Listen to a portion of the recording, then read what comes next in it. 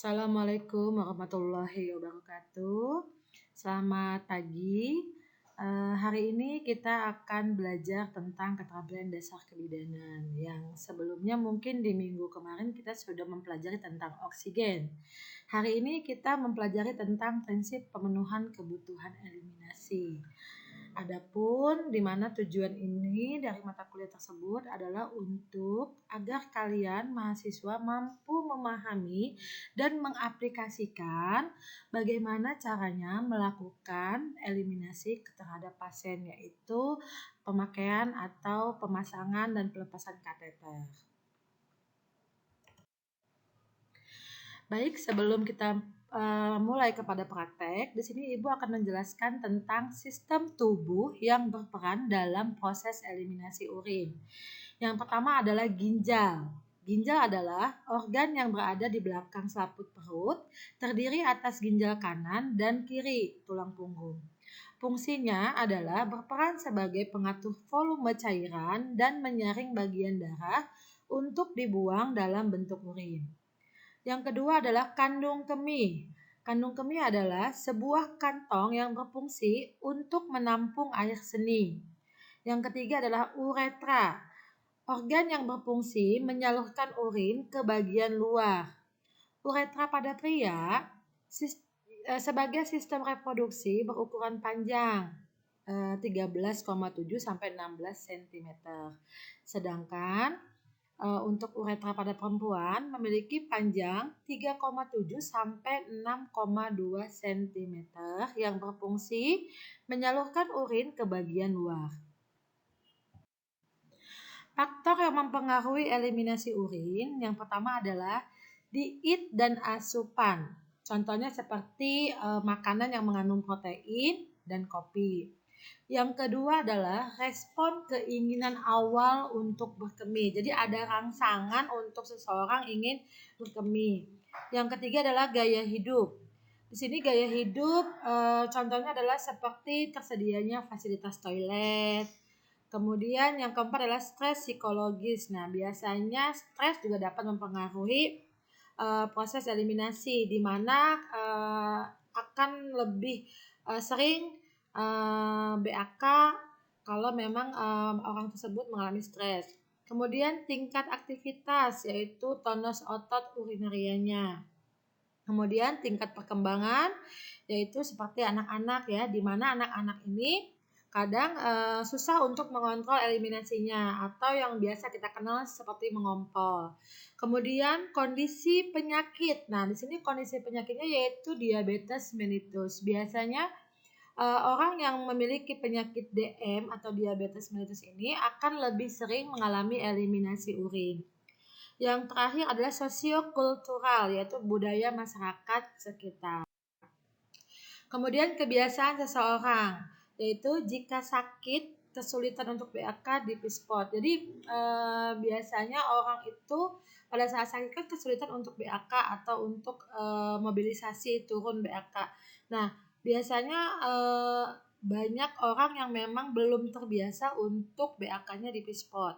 Kemudian tonus otot, kemudian pembedahan atau obat anestesi. Nah, biasanya obat anestesi itu ada efek dalam eliminasi tersebut. Kemudian pengobatan hipertensi, kemudian pemeriksaan diagnostik seperti pemeriksaan saluran kemih. Adapun gangguan ataupun masalah kebutuhan eliminasi urin, yang pertama adalah retensi urin. Retensi urin ini adalah penumpukan urin dalam kandung kemih akibat ketidakmampuan kandung kemih untuk mengosongkan kandung kemih. Biasanya disebabkan oleh operasi pada abdomen bawah, kemudian tekanan uretra dan sumbatan atau disebut prostat. Yang kedua adalah inkontinensia urin, yaitu ketidakmampuan otot sphincter eksternal sementara atau menetap untuk mengontrol ekskresi urin. Penyebabnya biasanya proses penuaan, pembesaran kelenjar prostat, penurunan kesadaran, dan penggunaan obat narkotika. Yang ketiga adalah enuresis, yaitu ketidakmampuan menahan kemih atau mengompol. yang diakibatkan tidak mampunya mengontrol sphincter eksterna. Biasanya ini terjadi pada anak-anak atau lansia yang memang umumnya terjadi pada malam hari. Yang keempat adalah perubahan pola eliminasi urin, yaitu keadaan seseorang yang mengalami gangguan pada eliminasi urin yang disebabkan oleh kerusakan motorik sensorik atau infeksi saluran kemih. Perubahan pola eliminasi urin di sini ada beberapa penyebabnya. Yang pertama adalah frekuensi. Di sini banyaknya jumlah berkemih dalam sehari dikarenakan meningkatnya jumlah yang masuk. Contohnya pada keadaan yang stres dan dalam keadaan hamil itu biasanya akan meningkatkan frekuensi dalam berkemih. Yang kedua adalah urgensi, yaitu perasaan takut mengalami inkontinensia jika tidak berkemih. Contohnya anak-anak yang ingin bisa mengontrol BAK dengan baik, sehingga dia merasa takut nih, jangan sampai dia mengompol. Kemudian disuria, yaitu rasa sakit dan kesulitan dalam berkemih. Contohnya penyakit infeksi saluran kemih ataupun trauma.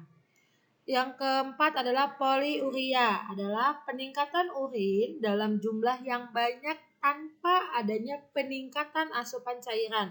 Contohnya pada orang yang menderita penyakit diabetes mellitus. Yang kelima adalah urinaria supresi, adalah berhentinya produksi urin secara mendadak. Normalnya jumlah urin ini yang diproduksi oleh ginjal adalah 60 sampai 120 ml per jam.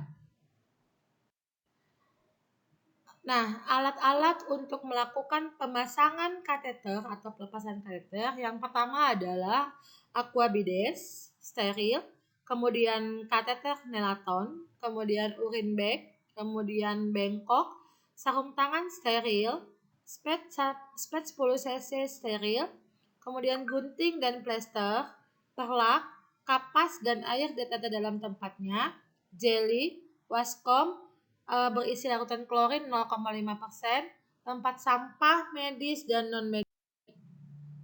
Adapun prosedur pelaksanaannya yang pertama adalah siapkan alat dan bahan yang akan digunakan. Kemudian susun alat tersebut secara sistematis dan berurutan sesuai dengan tahapan pemakaian. Yang ketiga, siapkan lingkungan untuk menjaga privasi klien. Kemudian, jelaskan prosedur kegiatan. Kemudian, sapa klien dengan hangat dan ramah serta beritahu tentang pemasangan kateter.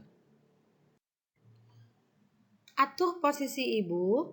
Pastikan kedua kaki ibu ditekukan dan usahakan ibu merasa nyaman dengan posisinya, yaitu kita menggunakan posisi dorsal recumbent. Cuci tangan dengan standar yaitu 6 langkah di air mengalir. Kemudian menggunakan sabun, lepaskan semua perhiasan dan jam tangan sebelum melakukan cuci tangan. Gunakan sarung tangan steril, kemudian lakukan vulva hygiene. Pertama kita melakukan vulva hygiene terlebih dahulu sesuai dengan standar. Setelah melakukan vulva hygiene, kita memasang kateter. Genggam kateter sekitar 7,5 sampai 10 cm atau 3 sampai 4 inci dari ujung kateter dengan tangan yang dominan, yaitu tangan sebelah kanan. Perhatikan teknik steril ya. Lalu masukkan kateter ke lubang uretra. Gunakan larutan antiseptik sebagai pencegahan infeksi. Kemudian lihat dengan benar letak lubang uretra tersebut. Kemudian perhatikan respon dari ibu. Perhatikan komunikasi dengan pasien. Lalu bantu ibu untuk merasa rileks dan masukkan kateter dengan hati-hati atau pelan-pelan, kira-kira 5-8 cm, 2-3 inci, atau sampai urin mengalir. Bila urin sudah tampak, dorong kateter 5 cm lagi. Buanglah urin pada bengkok. Jaga kesterilan ujung kateter, jangan sampai menyentuh bengkok. Kemudian kunci kateter dengan cara memasukkan aqua bides kurang lebih 10 cc. Kemudian tarik secara hati-hati agar penolakan terasa. Hubungkan kateter ke kantong penampung urin. Kemudian pastikan pengumpul urin sudah terkunci. Plester kateter sebelah dalam paha klien. Kemudian jangan terlalu tegang kateternya ketika memberi plester agar klien tetap merasa nyaman dalam bergerak. Rapikan alat, kemudian cuci tangan.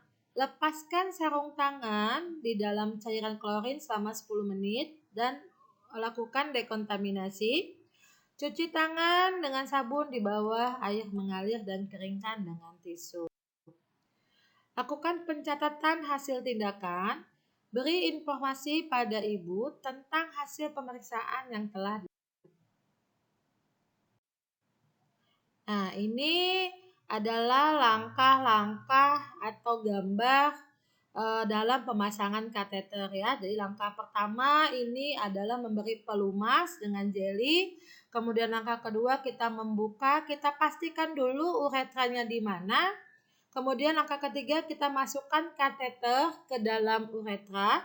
Langkah keempat, pastikan uretra sudah menemukan urin sampai urin tersebut keluar. Nah, ini ya. Ini untuk yang pemasangan kateter pada laki-laki sama langkahnya. Langkah pertama adalah memberikan pelumas, kemudian kita pastikan uretra pada laki-laki tersebut. Setelah sudah dipastikan, kita pasang kateter tersebut sampai keluar kemihnya atau air kencingnya. Nah, ini juga sama ya, gambar dalam melakukan pemasangan kateter pada laki-laki.